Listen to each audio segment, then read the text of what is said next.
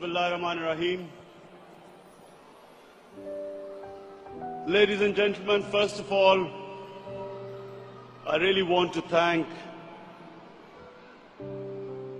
the Unity, the Global Peace and Unity organization to get me here. Give me about 15 minutes to talk to you. The most important thing, the point I want to make tonight is this, that it is extremely important for Muslims to be able to convey to people living in Western countries that there is no correlation between Islam and terrorism. Unfortunately, through a planned campaign, Islam and terrorism have been linked, and 1.3 billion Muslims are on the back foot, on the defensive, trying to justify that Islam has nothing to do with terrorism. And what the point you need to make is this, that according to the Holy Quran, 124,000 messengers of God were sent on earth. All of them with one message. And the message was that the Almighty wanted us to be human beings rather than intelligent animals. Animals believe in might is right,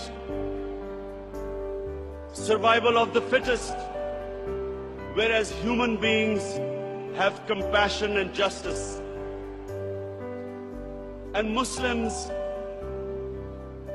were supposed to be and should be the community that should be compassionate and that should believe in justice, just like every messenger of God to every human community brought the same message.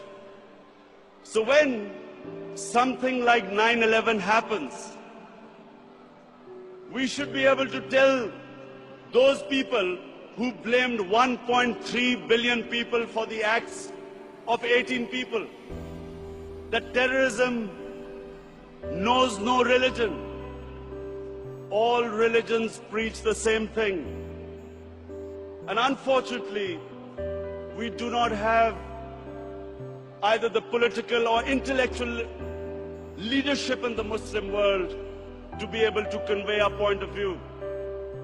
So we have words like Islamofascism, like radical Islam.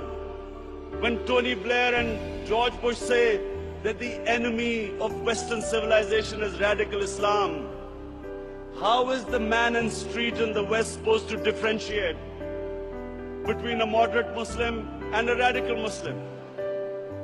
And why is Islam the issue?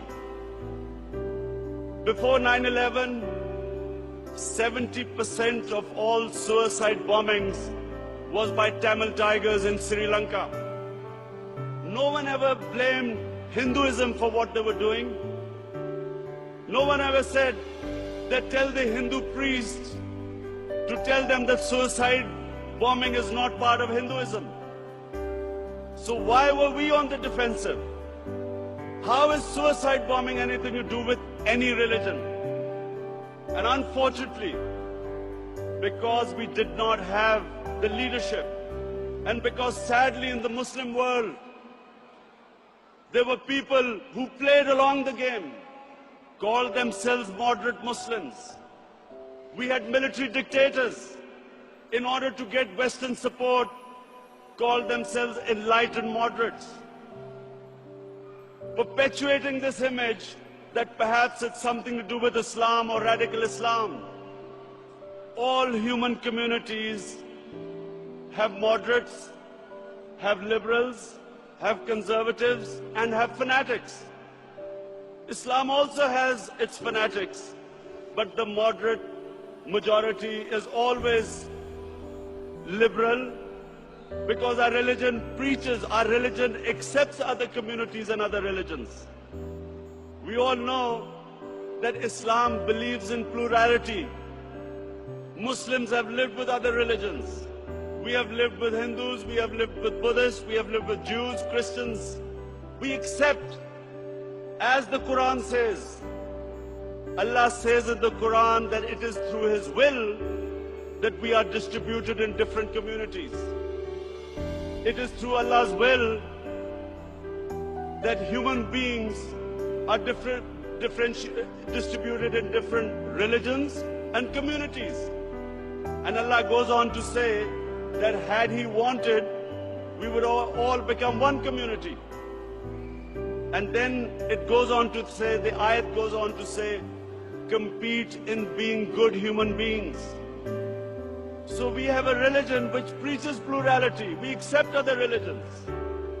Nowhere does Allah tell us to convert everyone to one monoculture or mono-religion. And all we are asked is to be better human beings. Compete in being better human beings.